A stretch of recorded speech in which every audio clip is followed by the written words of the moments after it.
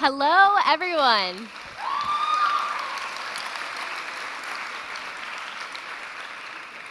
I'd like to welcome you to Welcome Back to WCU. In case you couldn't tell, you are all very welcome here today. I'm Nicole Boylan. I'm a junior majoring in marketing and management with a minor in economics. I'm currently serving as the secretary for the Student Government Association and the undergraduate assistant at the Cottrell Entrepreneurial Leadership Center. I am very pleased to be here today and to join in this important community conversation about Westchester University, about its strengths, about its challenges, and about the opportunities we all have to make it even better than it already is today. But first, I am honored to introduce a few special guests. We are delighted that they have joined us today and want to recognize them for their many contributions to Westchester University. Please stand when I call your name and remain standing until we can acknowledge everyone at the same time. Mr. Tom Filippo, Chairperson of the Westchester University Council of Trustees. Mr. Casey Lalonde, Township Manager, West Goshen Township. Mr. Hugh Purnell, Supervisor, West Goshen Township, and his spouse, Sheila Burnell. Mr. Eli Silberman, Westchester University Council of Trustees member. Plus, I can't resist mentioning that I have my own special guest here today. I am pleased to introduce my mama, Mrs. Peg Boylan.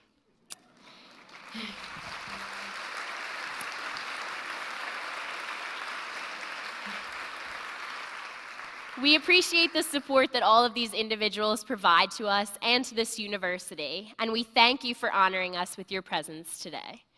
I would now like to take the opportunity to recognize faculty and staff who have joined Westchester University in the past year. New faculty, would you please rise?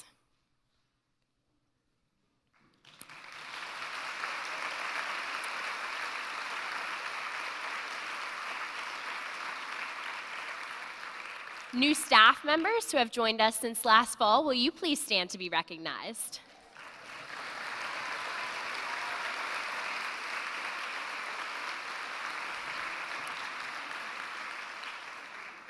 Once again, welcome everyone to Westchester University. We are proud to have you here at the largest state-owned university in the Commonwealth of Pennsylvania and one of the best comprehensive public institutions in the nation. And now, let's get started. I would like to introduce our university president, Dr. Chris Fiorentino.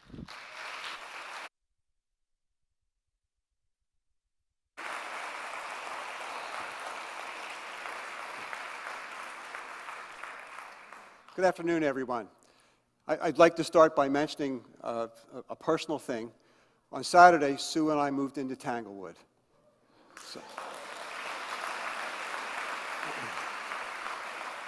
So from our perspective, we really feel like we're part of the campus now. So we're delighted to be there. Well, today, I will be outlining new developments at Westchester University and celebrating some of our many accomplishments. I've asked members of the campus and local community, faculty, staff, students, administrators, and a borough employee to join me to talk about upcoming university initiatives and recent success stories. Westchester University is stronger than it's ever been, with robust enrollments at both undergraduate and graduate levels, new programs, including a biomedical engineering degree that will be introduced next year, and new facilities such as the Business Public Management Center that opened in January, and a multi-use learning and living complex to be known as the Sciences and Engineering Center and the Commons, which has a target groundbreaking date of 2019. Know, too, that the university manages its fiscal house with great prudence and efficiency to ensure a sustainable future.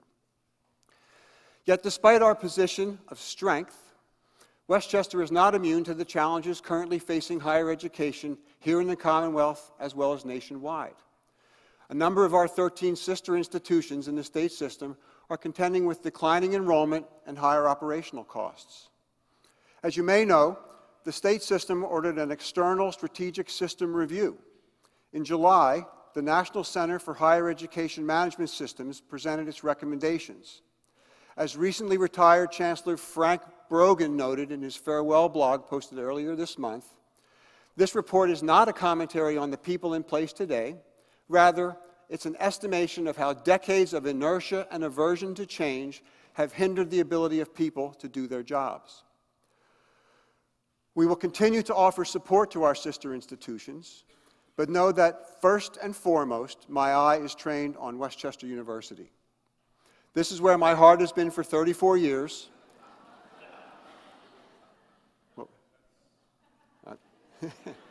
And I see it as the pinnacle of my career to serve as your president. Together, I know we are eminently capable of advancing our shared mission of student success. In the last several years, I thought a lot about what student success looks like in the new millennium. I've talked to many other people about this topic, from faculty and staff members to the newly created President's Advisory Board, which is comprised of business and community leaders, and I've talked to plenty of our students, too. What I'm hearing collectively from these voices is that it's not an easy time to be graduating college and starting a career. The world is changing at a rapid pace. Some of the jobs our graduates will have a few years from now may not even exist today. But ironically, many of the skills that fostered success 30 years ago when I was teaching are the same skills that we must reinforce today. To thrive in this world, our students will need to be curious and flexible. We must stimulate our students' thirst for knowledge in radical and rigorous ways and ensure that a Westchester University education is a transformative experience for each of our 17,000 students today and for all the students to follow in the years to come. To that end, we have defined a toolkit of essential skills and competencies that will allow our students to continue to learn throughout their lives and to seek out and transition into new opportunities. Among these skills are critical thinking, ethical decision-making, and community engagement. Anyone in higher education will acknowledge that these skills are necessary, but that's not enough. Ensuring that our students graduate with this toolkit requires intentionality on our part. We can't just hope they become critical thinkers or ethical decision makers as a result of their courses. We have to deliver content that ensures that we will develop these capabilities in them. We already have a number of initiatives underway to ensure that our students gain these skills, such as a major revision to our general education curriculum, which Provost Bernotsky will be discussing in just a few minutes. However, we knew we needed to start at the center with the very mission and goals of the university to ensure that it accurately reflects what we're striving to achieve.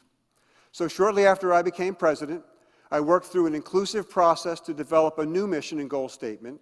We received input from many different stakeholders, and by the end of the spring semester, we had created our new mission and goals, which the Council of Trustees approved at its May 16th meeting.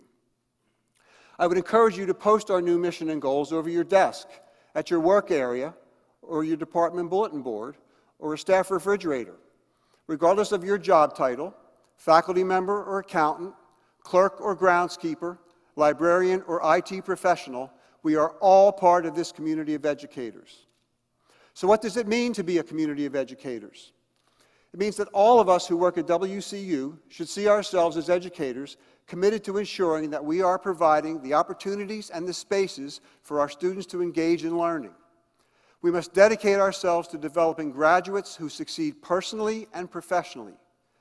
This means that learning is not just about what happens in the classroom, but also about what happens outside the classroom, in co-curricular activities, as well as the friendships, bonds, and values that our students form over the time that they are learning at WCU. Finally, we must work to help our students see that contributing to the common good means having goals for success that go beyond the personal achievement, with a view to how to improve the situation of those around us while we improve our own.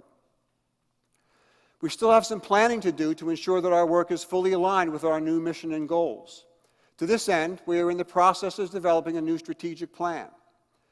This plan is designed to be shorter in duration than our previous strategic plans and more agile, so that we can better respond to rapidly shifting needs. We have crafted an overarching framework for this new plan, which will feature 5 key priorities. But there is still much to be done in articulating the plan's goals, outcomes, and actions. That's where all of you come in. We will be holding a series of open forums about the new strategic plan this semester. I hope you will make every effort to attend and weigh in on where you want our university to go in the years ahead. And now, I would like to introduce Dr. Laurie Bernotsky, our Executive Vice President and Provost, who will be sharing some thoughts about the central priority of our new plan, which is learning. Thank you, Chris.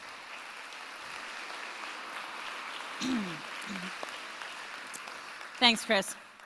One of the reasons that it's so important that we have updated our mission statement is that it takes into account what students will need to be successful personally and professionally and contribute to the common good. This is what we mean when we talk about learning at WCU. As Chris noted, it is at the center of our strategic plan and everything we do because we're committed to student success. If you've looked on the website recently, you'll see that the mission statement itself is followed by some key learning outcomes for our graduates. These include working in teams to solve problems, communicating effectively, whether that's oral, written, visual, or digital communication, engaging inclusively in a diverse society, demonstrating quantitative and qualitative reasoning, making ethical decisions and understanding the impact of those decisions, and being able to participate in civic discourse. Of course, these are the skills that are at the heart of the liberal arts tradition, and they've been at the heart of our general education program already, and they remain central to the revised Gen Ed program, which will be launching in fall 2018. They also clearly overlap with the co-curricular learning domains in student affairs. So why does it matter so much? Why do we ask our students to spend a minimum of 1/3 of their coursework in general education, laying the foundation for the development of these skills? For one of the best thought exercises about this, I'm going to borrow from a fellow provost who incidentally just became president of St. Francis College. I heard Dr. Miguel Martinez-Sainz speak last year, and I was inspired by his take on the importance of the liberal arts, the toolkit that our president is focused on. So join me for a moment.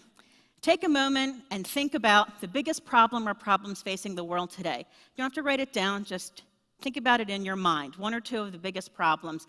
And don't just think about the US, think globally. So let me give you just a moment or two. Does everybody have one in their mind? Now that you have that problem in your mind, think about the solution. Is it a highly technical one? Did you think about a highly technical problem? Or was the problem something more obvious, such as poverty, hunger, war, terrorism, political unrest, inequality, social injustice, or a lack of access to basic medication and healthcare in developing countries?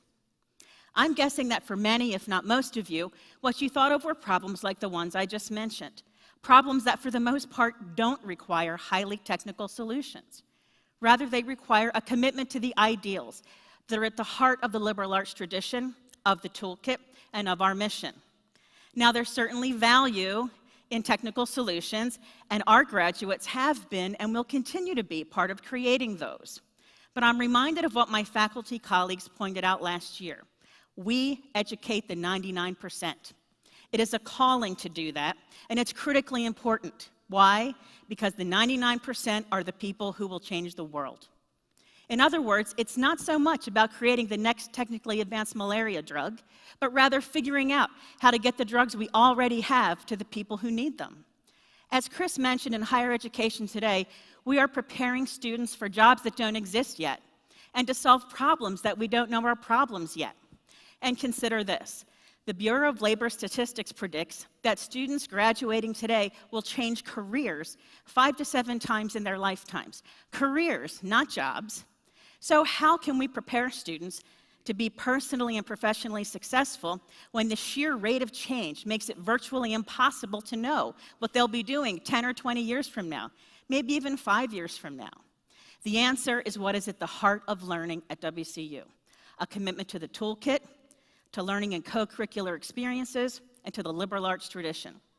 These skills are all transferable, they make our students adaptable, and they apply to careers that our students seek not only today, but the ones we don't even know about yet, because they are essential to creating resilient, lifelong learners. And they're what we already know matters: working in teams to solve problems, communicating effectively, engaging inclusively in a diverse society, quantitative and qualitative reasoning, making ethical decisions, and being able to participate in civic discourse. As Chris noted, we are a community of educators.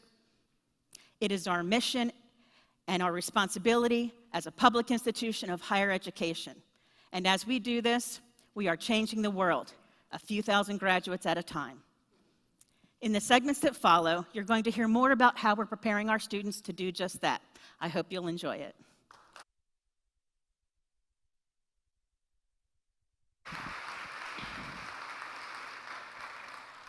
Thank you, Dr. Bernatsky. Now I would like to introduce Rodney Kaplan, a WCU junior, but more importantly, a good friend of mine. Dr. Jeff Osgood, Senior Vice Provost of Westchester University, and Dr. Zeb Davenport, Vice President for Student Affairs. They will be talking about the many ways that learning happens on our campus, both in the classroom and in the multitude of co-curricular activities that students are encouraged to participate in. Welcome, Rodney. Tell us a little about yourself. Sure. My name is Rodney Kaplan, and I'm a junior pursuing degrees in political science and economics.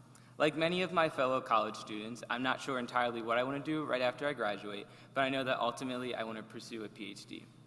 As I look back at my last 2 years here at Westchester, it becomes clear that my time at this university has been made great by my involvement in co-curricular activities. To be perfectly honest, I initially wasn't too excited about coming here to Westchester because I was born and raised here in the borough. My family lives about 7 blocks away, and I attended Bayard Rustin High School just down the road. However, I've discovered that there are hundreds of different ways to get involved here on campus and hundreds of different clubs and organizations to join. And it's because of my involvement in these different organizations that I've been able to create a life here for myself that's more enriching and exciting than I could have ever imagined. Well, I've been told that you're treasurer of the Student Government Association, a leadership consultant for the Office of Student Leadership and Involvement, and the parliamentarian for the Friars Society. I'm sure you've learned a lot from these roles, but it's your job in Sykes as a student director that we'd like to focus on today. Dr. Davenport tells me that you and your fellow directors keep the student union running smoothly day to day so that Dave Timman and his team can focus on the big picture stuff, student programming, and finishing up the major building renovations. Yeah, so currently I'm a student director at Sykes Student Union, working about 16 hours a week. Before that, I worked in the Sykes Copy Center as a Copy Center associate. Both of these positions have really honed in on my critical thinking and problem-solving skills. Dave and the entire Sykes administrative staff really give the student directors, and for that matter, all of the student employees at Sykes, a lot of autonomy and empower us to solve problems ourselves. So Rodney, every time I see you in Sykes, you always have a smile on your face. You're very pleasant. And I'm not just saying that because your mother's sitting in the audience. But could you tell us a little bit about some of the issues you have to deal with on a daily basis?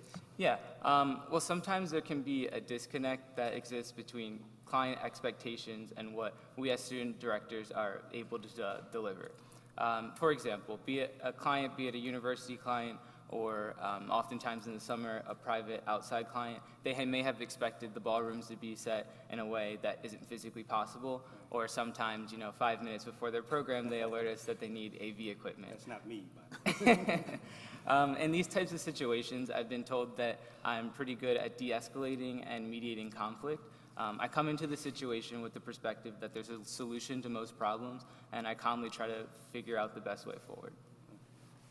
And if the problem is that the ballroom is set up with rounds and it needs to be set up with rows of chairs, do you take off your manager's hat and roll up your sleeves and get it done? Yeah, of course, anything to keep our customers happy. I'm getting on the job experience too. My name is Lauren Tetlow. I'm a senior theater major here at Westchester University, and this is the second year in a row I've stage managed this event with Professor Delago. Thanks very much for the coffee. Thank you. But can I ask what's up with the coffee break? Sure. Well, we thought it would be a good way to let everyone know that Saxby's Coffee will be opening up in January right across the street. It's 701 South High.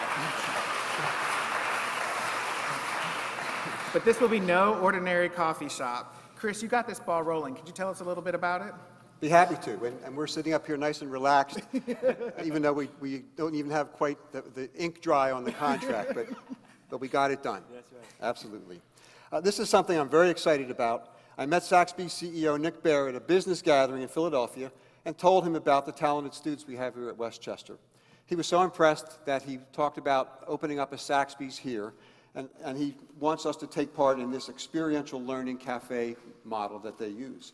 In this new program, Saxby's coffee shops on select university campuses are run entirely by students on those campuses.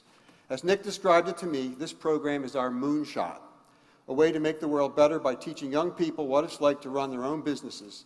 Jeff and Zeb, you've been the ones doing the heavy lifting, working out logistical details, and just as importantly, ensuring that this program syncs with existing curricular and co-curricular objectives in a just-in-time manner. Can you give us a status report on the project? Yes, sir. So, Chris, the amazing thing about Saxby's is that it aligns directly with the general education learning outcomes, the toolkit, and the student affairs learning domains. In fact, I'd like to just take a moment to talk about the ways in which experiential learning opportunities provide our students with skills to tackle those complex issues that Lori spoke about just a moment ago. And to do this, I'm going to quote from the Association of American Colleges and Universities. Experiential education can lead to more powerful academic learning and help students achieve intellectual goals commonly associated with liberal education, including, and among other things, the capacity for critical thinking and application of knowledge in complex and ambiguous situations. And so if we can provide students with knowledge inside the classroom, and we can couple that with opportunities for them to practice through a co-curricular experience, we will ensure that we're equipping our students with those skills that will allow them to successfully navigate those complex issues. And Chris, you know that in student affairs, we've spent the last year identifying a common set of learning domains and continuing to provide quality co-curricular programs and services that build skills and competencies that allow our students to be successful both during college and after they're graduated. And the Saxby's Experiential Cafe is another example of how this would work. But I'm going to say to you, Rodney, don't think about going to Saxby's because we need you in Sykes. In fact, I'm really impressed by what our students will be able to do in Saxby's, and I know that our students will be up for the challenge, but this is the unique thing about the Saxby's concept. The CEO and the team leaders will do everything in Saxby's, and they're responsible for making certain that they order, they're making certain the merchandising is correct, setting store hours, identifying and promoting talent, staging store events, and another key piece is every quarter, the CEO is expected at the Saxby's headquarters to go over the numbers and how the store is performing. So this is an amazing opportunity for our students to practice what they've learned in the classroom in a co-curricular or experiential learning opportunity. Thanks, Zeb. So experiential learning is about intentionally linking the curricular and co-curricular experiences of our students. It is therefore fitting that Saxby's Cafe is the inaugural project representing a new and intentional partnership between student and academic affairs. We make this project truly unique by providing our students an experience where they will be able to get credit for their curricular and co-curricular learning, and this is representative in the work that the Cafe Executive Officer will do over the course of a semester. And from a curricular perspective, the CEO will receive a full semester's worth of credits. And I want to thank Dr. Monica Zimmerman and Dr. Evan Leach, who have worked to identify the courses that those students will earn credit for as part of this experiential learning opportunity. What an excellent example of connecting the classroom learning to real-life scenarios. But what about on-campus student managers like Rodney?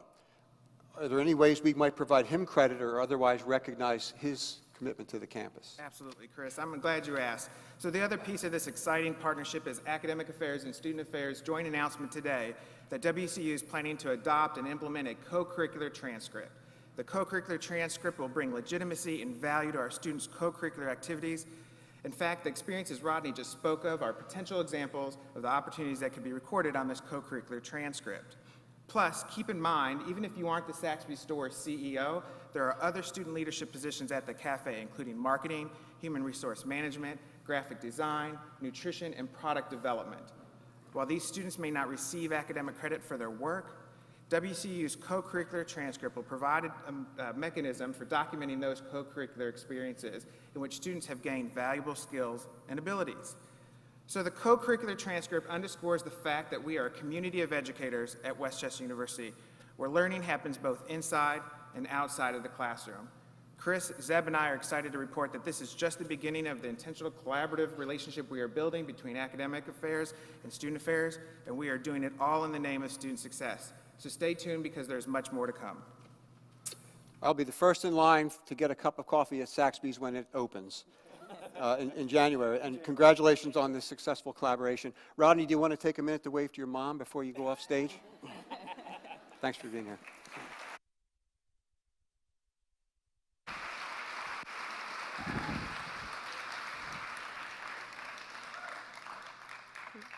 With all due respect, President Fiorentino, I think you're underestimating the power of caffeine over college kids. There's going to be a line out the door that day, and I'll probably be in it. The students, so we'll see about that. Now I would like to introduce Ms. Jackie Aliada Mitchell, the Assistant Director of Student Leadership and Involvement, and Ms. Victoria Malumo, a Senior Communication Studies major. In this segment, we will be discussing the ways Westchester University is working to develop its female student leaders. Nicole, since we're speaking about women leadership development, why don't you come and join us and tell us about the new student organization that you're forming? I'd love to. Thank you, Jackie. So just this past spring, I began work with a great group of women leaders on campus to develop Women in Business, a new student organization. And our organization is designed to help students who are interested in a career in business network with professionals already successful in the business field. If my friends in the student government will allow, we are set to be passed in October, at which point we will become the 287th student organization at Westchester University. That's wonderful.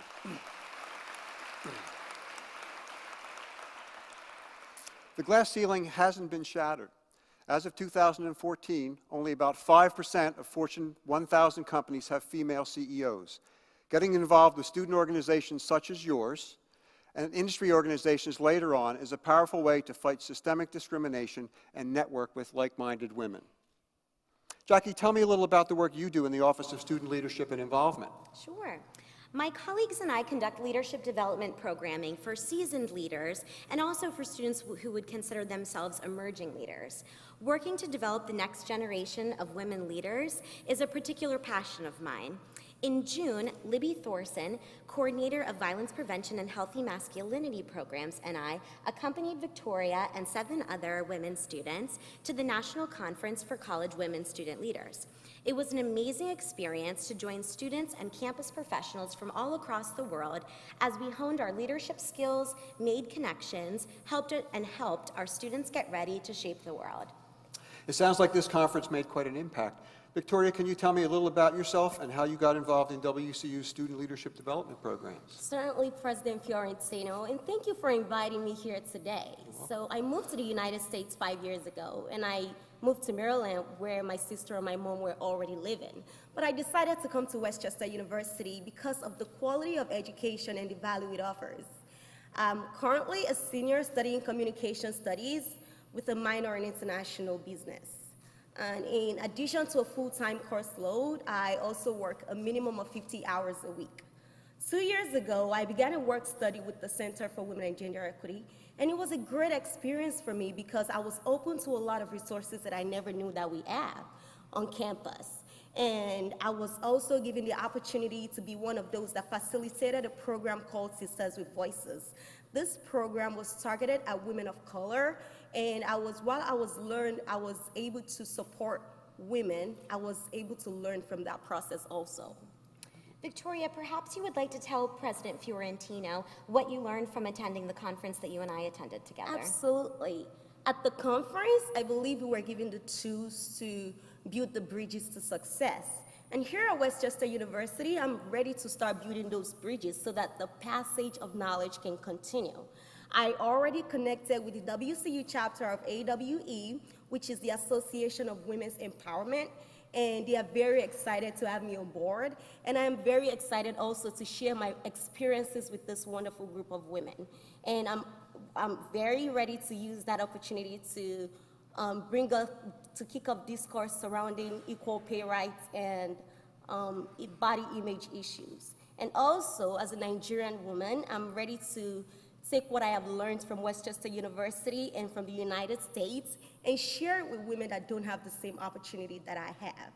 And upon my graduation in May 2018, I plan to engage in international activism for women's empowerment. I'm sure you will continue to make a difference in the years ahead. One last question.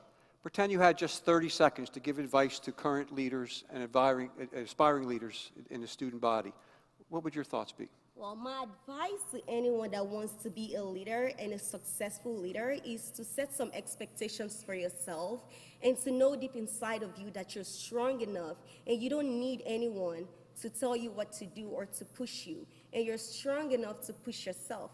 I know it's going to be weak sometimes, but that's why we have a lot of resources on campus to help you. Jackie here is a wonderful person to talk to, and the Center for Women and Gender Equity is also a great place if you really want to develop your leadership skills. Well, thank you, Victoria and Jackie, for being here today to share your experiences.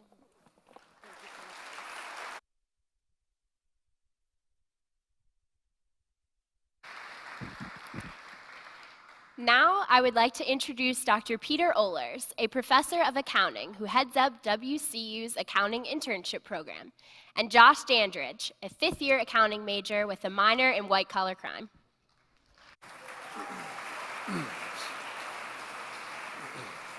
Peter, for more than 6 years, you've been overseeing an extremely robust and successful internship program. Every year, you set new records for the number of interns placed with employers.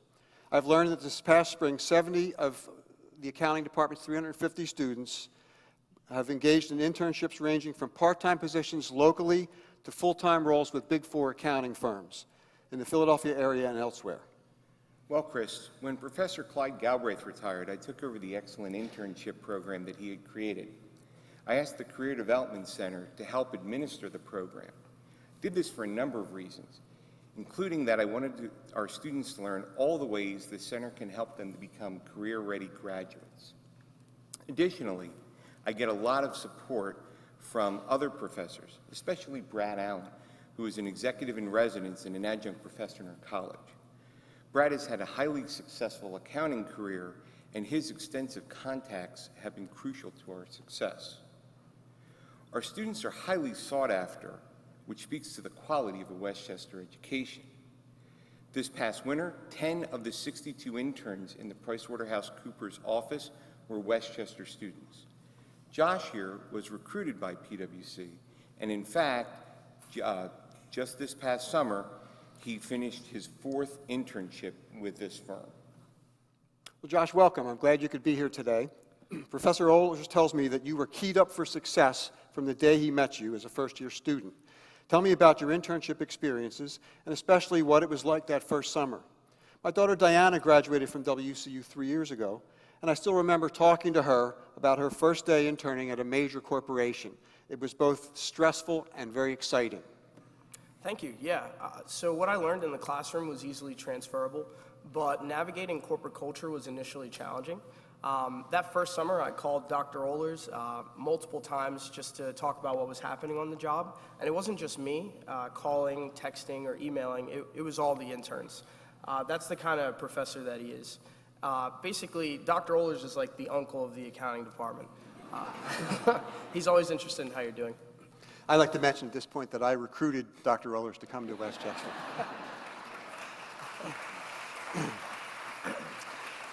So you may have felt like a fish out of water at first, but I understand you acclimated quickly. Dr. Ohlers tells me that you were one of 2 interns selected to work in the forensic accounting division of the firm. Can you tell us a little about that experience? Yeah, so it's a very fascinating area of accounting, and I've been very fortunate to be involved in a high-profile forensics case. So summer of 2016, I had the opportunity to work on the Deepwater Settlement project related to the oil spill in the Gulf of Mexico in 2010.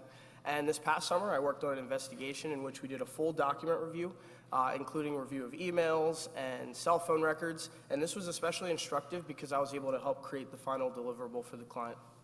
And Chris, the internships like these provide our students with invaluable real-world experience.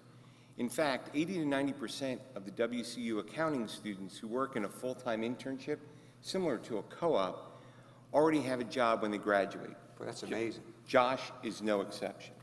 Yeah, so I received a full-time offer from PricewaterhouseCoopers in mid-August, and I'll be starting my career as an associate in the forensics practice.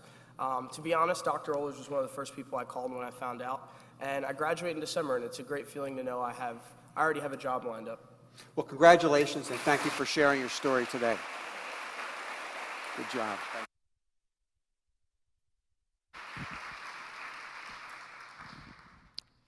Now, I'd I'd like to introduce Dr. Peter Lodell, Director for the Center of International Programs. Thais Stolago Rodriguez, who has a big cheering squad here today. She's an undergraduate transfer student from Brazil, and Edmund Gubbins, a graduate student from Limerick, Ireland.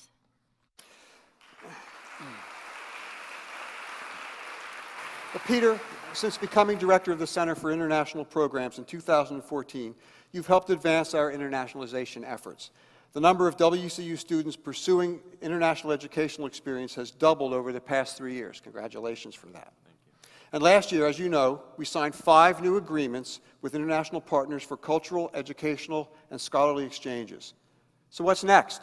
How much time do we have? There's a lot happening in international programs, and I thank you for the opportunity to talk to you today in the university about these international initiatives. I want to focus on 2 initiatives in particular. The first is that Westchester University is going to be participating in the American Council on Education's Internationalization Laboratory. This is a 2-year kind of self-study and assessment and strategic planning related to international programs and global initiatives. My colleague, Dr. Vishal Shah, hopefully who's out there, and I have assembled a global leadership team, a cross-divisional group of campus leaders, so that we can assess and develop this strategic plan for Westchester University. There's going to be a lot about this over the next 2 years, so we'll tell you more about that in a moment. More immediately, we have the Global RAMS Presidential Initiative. We want to increase access to international educational opportunities for everybody on campus, and this is an important way to start. This program will provide financial assistance and support to underrepresented minority and low-income students to participate in faculty and staff-led international education abroad programs. As the name implies, the Office of the President is offering its support, and we couldn't be more grateful. Thank you, Chris. When I first saw this proposal, what impressed me the most was the fact that scholarship recipients will become global ambassadors and peer mentors, helping guide future study abroad participants from diverse backgrounds. That's right. This program serves as a pipeline to introduce more diverse, low-income students to international educational experience, as I said. We know that cultural immersion programs bring long-term benefits to these students. Research has shown that participants see pronounced gains in self-confidence and independence, as well as heightened awareness of other cultures. But we also have more international students on campus, but I'm going to let Thais and Edmund introduce themselves. Well, welcome to Westchester University. How long have each of you been here? This is my second semester as a student in Westchester, but I've lived in the Philadelphia area for 2 years before that while working as an au pair. Okay. Unlike Thais, this is only my 3rd week here at Westchester. I flew in from Dublin on the 23rd of August. Well, let's start with our newcomer, Edmund, then. So what are your first impressions of WCU? Well, I have to say everyone has been so welcoming and helpful here, particularly the Department of Early and Middle Grades Education and the Center for International Programs. I really feel like if I had a problem, I could ask anyone on campus for help and they'd be willing to offer it. I'm 24 and I'm a grad student here and I'm living at the Village, and so far it's been a brilliant start. What attracted you to Westchester? Well, Mary Immaculate College in Ireland, where I did my undergraduate degree, has a partnership with Westchester University. And this time last year, I received a letter from that college inviting me to apply to Westchester University. And Dean Whitmer came to Ireland this time last year and conducted the interviews with the Assistant Dean of Education in Mary Immaculate College. And I found out I was successful, so here I am studying my Master's in Applied Studies in Teaching and Learning. So you've only been here a couple of weeks, but do you see many differences in the U.S. and Irish educational systems? Oh, for sure. One of my roommates and I actually the other day, we were just talking about the differences between the Irish educational system and the K-12 system here. And for one, back in Ireland, we don't call them grades, we call them classes. So it was a really interesting conversation. And although he wasn't an education major, I feel like he enjoyed the conversation as much as I did. I know that Dean Whitmer also has plans for myself and Ellen O'Regan, the other Irish grad student here, to speak at the Pennsylvania Student Education Association. So there should be a lot of informal and formal opportunities to connect with students here. Anything you miss from home? Definitely my family and my girlfriend too, of course. But I have to say, one thing I do really miss is Irish tea. Everyone here drinks coffee and iced drinks, so it's a bit different. Well, we just happen to have a little Irish tea. Thank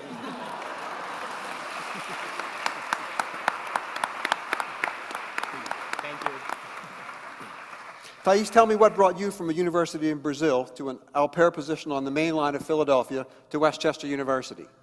So after going to school for 2 years, really close to my hometown in Brazil, I felt like I needed a change, and I've always wanted to see more of the world. So to be an au pair was a good way to do that. I like the Philadelphia area so much that I decided to stay and complete my degree here. There are really a lot of good schools in the area, but what sold me on Westchester wasn't just the quality of education, but like Edmund said, the fact that everyone here is so helpful. I had to be one of the most challenging students. We don't even get credit hours in Brazil. Credit is determined in an entirely different way. But Summer Davy from the Center for International Programs helped me throughout this process, and I entered WCU as a junior past spring. You guys know we have an event going on here? Wow, I'm so sorry. We're actually in Dr. Mahoney's social media class, and we've taken over Westchester's Twitter account, and we've been live tweeting for about the past hour. Oh. Don't worry, Dr. Mahoney got permission. At least I think she did. I hope so. But I guess we just got a little distracted when we started talking about international programs. I would always like to do a study abroad. How do I find out more? Well, we just had our big study abroad fair. Why don't we go backstage and we can talk all about it? I'll help you out. Okay. Thanks a lot. Thank you all. Okay.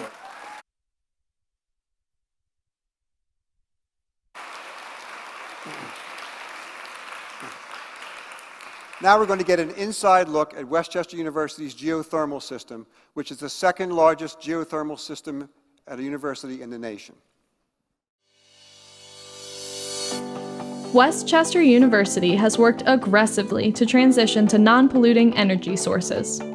In spring 2014, history was made when the university's coal-burning boiler plant was taken offline. It was formally decommissioned on October 22, 2015, National Campus Sustainability Day. By transitioning to geothermal energy and high-efficiency natural gas boilers, the university has significantly impacted its carbon footprint by reducing its rate of CO2 emissions by approximately 37%. Westchester University's geothermal system is the second largest university geothermal central distribution system in the nation. The heart of WCU's geothermal system is hidden deep underground in a series of wells and pipes, but the brains of the system lie in an unassuming building next to Sykes, the geothermal pump station. John Latanzi, WCU's Manager of Energy Projects, will tell us a bit more about this state-of-the-art facility. Hi, my name is John Latanzi, and I'm the Energy Projects Manager here at Westchester University. Our geothermal system allows us to transfer heat from the ground into our buildings during the winter and out of the buildings into the ground during the summer. This is done by pumping water through wells that are drilled 500 feet into the ground, then pumping this water through a network of underground pipes that eventually lead to each building connected to the system. Now let's look at the technology that keeps everything running smoothly in the pump house. The automated control system provides us with up-to-the-minute information, including flow through the 836 geothermal wells and real-time temperatures in buildings. The geothermal heat load is continually monitored and controlled, allowing excess energy found in some buildings to be shared with other buildings that need the additional energy. This pump station serves as a university learning laboratory. I've presented to a number of different classes, including those taught by Dr. Gary Schmidt in the Department of Geology and Astronomy, Dr. Albert Koenig in Physics and Engineering, and Dr. Cheryl Wenko in English. Also, Dr. Martin Helpke, Chair of Earth and Space Sciences, and his students often conduct research studies that help evaluate our geothermal system's performance and efficiency, which ultimately can contribute to improvements in geothermal design and engineering. I very much enjoy working with our students and providing them with this unique learning opportunity.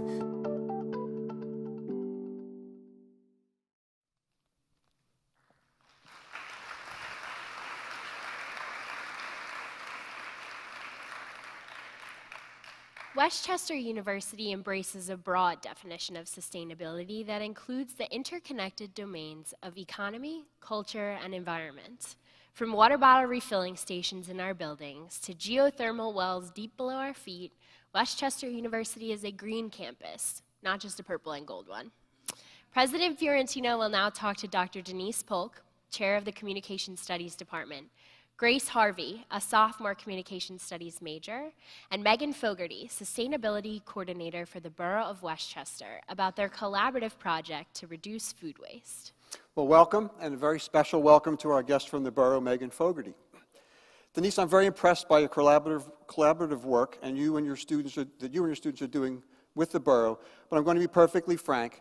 I suspect some in the audience are asking what a communication professor is doing working on an environmental sustainability project. I get that a lot, Chris, and it's actually an easy one to answer. I think we would all agree that environmental sustainability is everybody's problem, so we're all charged with being part of the solution. Beyond that, as you'll hear from Grace in a few minutes, this project was designed to strengthen our students' communication skills.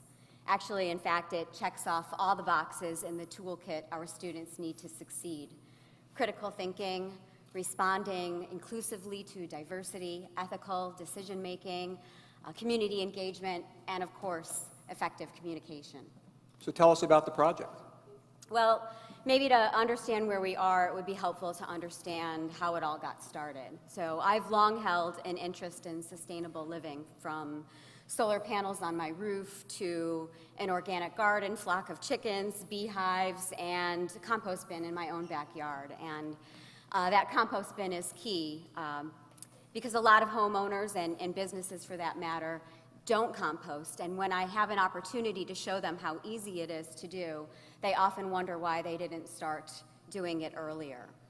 And I knew sustainability was a key theme in WCU's earlier strategic plan, and that one desired outcome was to develop partnerships with businesses, government, nonprofits to address some of those key sustainability issues. So back in 2014, I connected with Megan to see if she would be interested in collaborating to secure an EPA grant to make it easier for borough restaurants to compost. And Megan is key here to this story too, because without her and the cooperation of the borough, we never would have been able to accomplish what we did. So maybe Megan wants to step in and talk a little more. Sure. So I'm the full-time sustainability coordinator for the borough, with a staff of 0, which means when something needs to get done, you're looking at her. So when Denise connected with such passion and energy and this great idea for a program, not to mention the willingness to write the grant to fund the program, I was sold. Composting is critically important. It reduces methane emissions from our landfills and lowers our carbon footprint. Methane accounts for 10% of all greenhouse gases, and it's actually 25 times more potent than carbon dioxide. So in 2014, since 2014, Westchester University and the borough has been awarded $27,000 in grant funds from the EPA for 2 separate grants, 2 separate pilot programs that we've conducted. We just finished up our second phase of the pilot. Actually, just last Friday was our last collection. And during that pilot, we collected food scraps from 10 different borough restaurants and food generators, including Lawrence Dining Hall.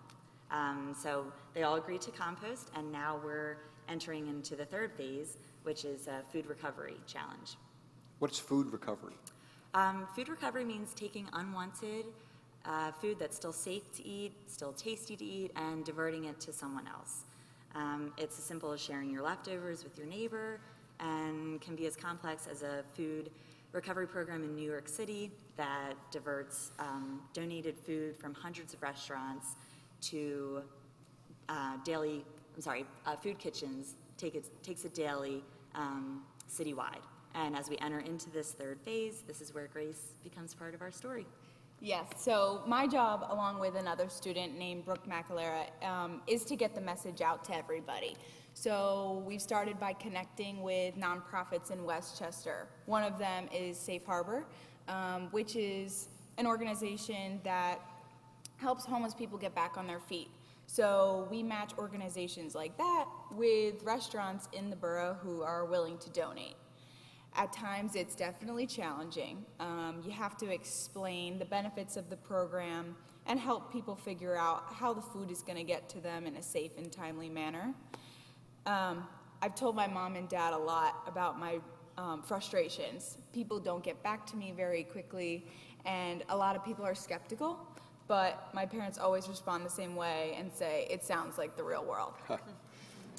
My experiences are definitely improving my ability to think on my feet, though. I have to figure out what to do when Plan A doesn't work, and I've only been involved in the project for a few months, but I'm gaining a lot of confidence. And I'm also becoming very conscious of food waste. I cringe when I go into restaurants and see how big the portions are and how much food is getting wasted. What a great project. Kudos to all of you for your hard work. I'm pleased to let you know that our reception immediately after today's event is taking part in the food recovery project. Safe excess food will be donated by Aramark to local nonprofits.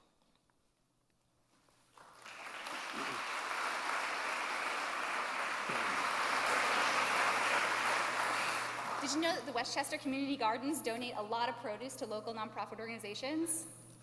I'm Gina Mertz. This is my 3-year-old son, Kadarin, and I am the intern. I'm the intern at the North Campus Demonstration Garden, and I also help Alicia Carter with your garden at Tanglewood. Well, hello, Gina, and hello, Kadarin. I think I've seen you and Alicia weeding and picking vegetables at the garden. My wife Sue and I appreciate all that you do, including the occasional tomato or zucchini that you leave on the back patio. Matter of fact, I made myself a delicious cheese melt the other morning with sliced tomatoes on it. The garden is not intended to feed the Fiorentino family, of course. After the success of the presidential inaugural food drive, in which the campus community donated 1.5 tons of food to those in need, Sue and I talked about ways that we could continue to help with this critical issue. I already knew what an impact both the South and North Campus gardens were having, and we decided that we had the opportunity to add Tanglewood, to the big yard at Tanglewood, so we could continue to send food to the Westchester Food Bank and WCU's own resource pantry. There was just one problem. What's that? Well, while I love fresh vegetables, I really don't have a green thumb, so I was pleased that Dr. Joan Welch and her honor students stepped in this past spring to design and install the garden. Now we have a knowledgeable team of interns keeping the garden thriving. Kadarin, I have a granddaughter, Clara, who's about your age. Maybe sometime you and she can come and play in the garden in the backyard of Tanglewood. Yeah. Sounds good. Okay. Be fine. Nice, all right.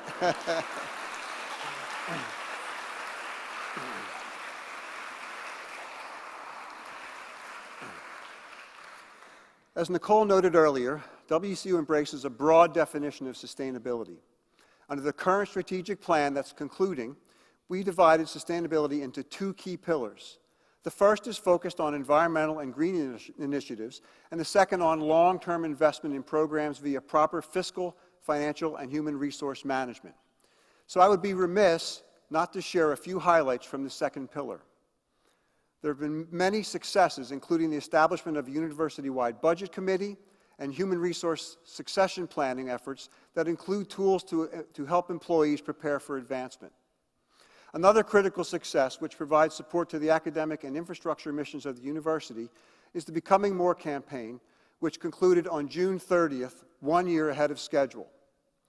I'm pleased to share that the campaign raised more than $57.6 million.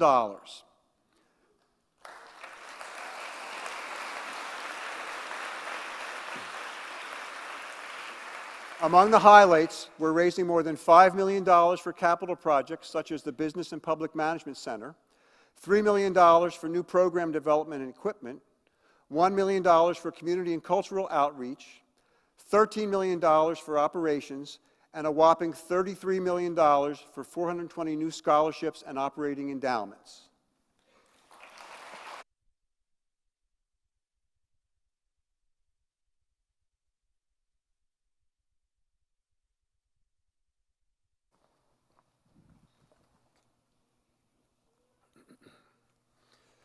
I've often described Westchester University as a vibrant microcosm of society. This means that we actively and publicly promote a university culture that welcomes all differences. Our greatest strength lies in our diversity. There's no room for division forged by hatred. We bring a range of perspectives to the table, and share a critical commonality. All of us are here to advance student success. Lately, there's been a lot happening in our nation that troubles me. I'm deeply disturbed by the expressions of intolerance and bigotry that are occurring throughout the United States. At the same time, I'm encouraged by the resulting outpouring of support for the values that define Westchester University. As part of our mission of student success, all of us, faculty, staff, and administrators alike, must do everything we can to help our students navigate the world in which we live. We must empower our students with the tools they need to deal with the expression of viewpoints contrary to their own values. While constitutional protection of free speech may prompt exposure to hateful messages, this same constitutional right allows for educated responses that are equally passionate and intense. Acts of violence never have been a constitutional right. As I've said before, I'm committed to working with the university community on identifying effective strategies for responding to those who would bring offensive messages to our campus. Know that the safety of WCU students, faculty, and staff will always be first and foremost.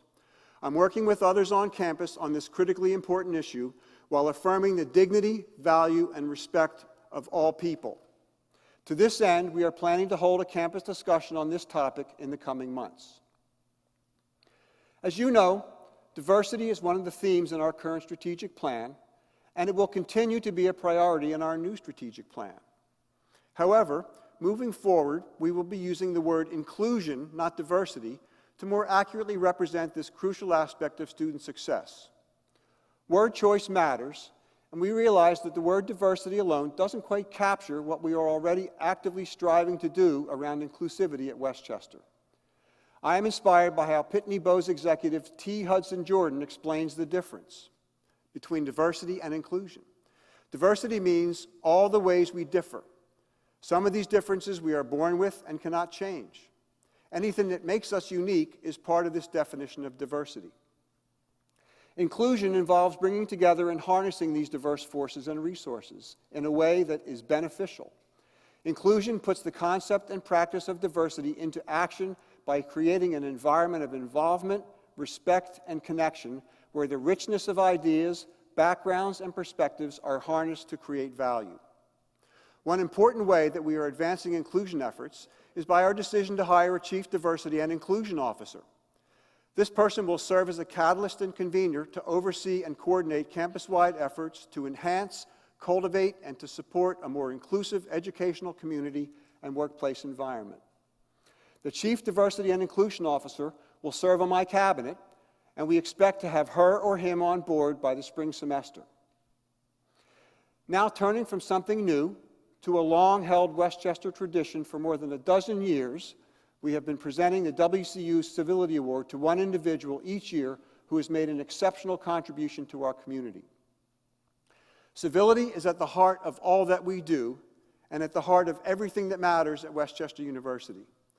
This award epitomizes the values and work of Dr. Martin Luther King, Jr. Every year, the award winner receives a relief of Dr. King.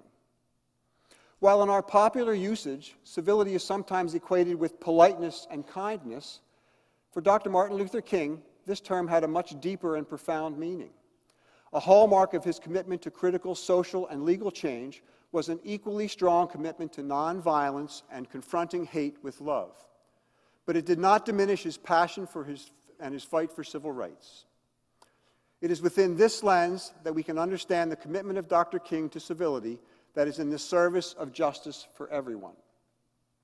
As Dr. King stated, returning hate for hate multiplies hate, adding deeper darkness to a night already devoid of stars. Darkness cannot drive out darkness, only light can do that. Hate cannot drive out hate, only love can do that.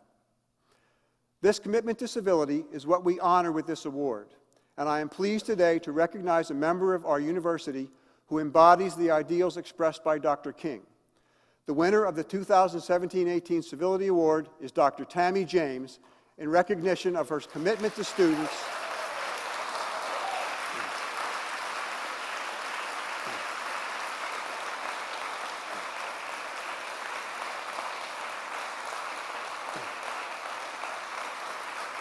in recognition of her commitment to student success, and to Westchester University's mission and values. Dr. James is a professor of health and coordinator of academic support services for athletics. She oversees WCU's athletic mentoring program, which features multiple tiers of assistance and intervention based on the needs of each student. The author of one nomination letter writes, "Not only is Dr. James an expert teacher, she's an expert collaborator. Her work crosses over many departments and divisions. She provides a robust athletic mentoring program that employs graduate assistants to work with student athletes to keep them on track with their academics. She has a deep understanding of the social justice dimension of this work, which is key to the success of the program." The letter writer adds, "Tammy is a connector and a collaborator. She is a challenger and a supporter. She is a dreamer and a realist. And she does all this with kindness, civility, and care." I've met a number of the student athletes and graduate assistants involved in the athletic mentoring program, and it is clear, without a doubt, that Tammy and her colleagues who conduct this program are helping all of these students succeed. Just listen to what a team of graduate assistants had to say in their nomination letter. Not only does she support all of the undergraduate students in the program, she's been a role model and mentor to the graduate students. During those times when corrections need to be made, Dr. James does so with civility and good humor. We can count on Dr. James to be honest, kind, caring, and genuine in all of her interactions. Dr. James, please join me on stage to accept this award.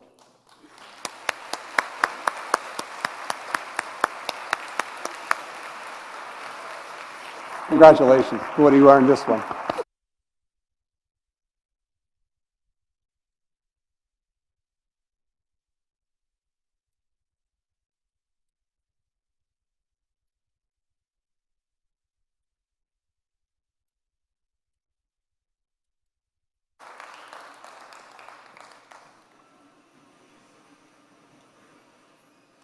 If you leave here remembering only two things that we talked about today, I want you to remember this, and to ask yourself this as you come to work each day. Evaluate everything that you do through the lens of student success. Do your actions contribute to student success? Do your actions honor the value and dignity of each and every student? Student success is central to all that we do at Westchester University. We are a talented, dedicated community of educators, and we all play a critical part in our students' success. Let's go out there and make it the best academic year ever for our students.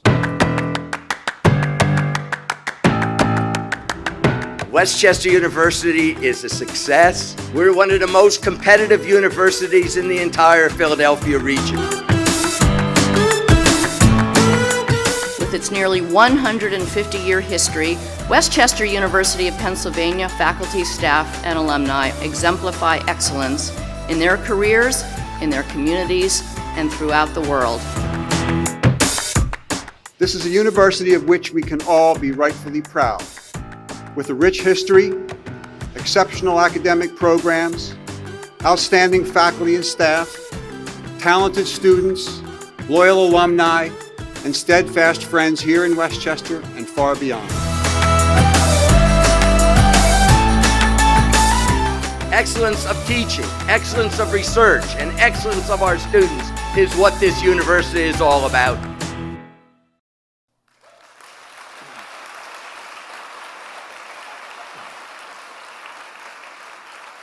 I would like to thank the members of the campus community who helped me put this event together, especially the many students who were involved. That would include all the students you saw on stage, as well as those behind the scenes, including Digital Media Center interns Julia Campbell, Richard Forsey, Emma Somas, Sarah Henry, and Mercedes Thomas. From the theater department, we had student stage managers Emily Bauscher, Liz Gleason, Nate Hart, and Lauren Tetlow. Social media intern Brianna DeSerio helped Dr. Megan Mahoney's social media class take over WCU's Twitter account today. Now please join Sue and me out on the quad for refreshments, and don't forget to post a photo or two. Our event hashtag is #WCUPrez. Thank you.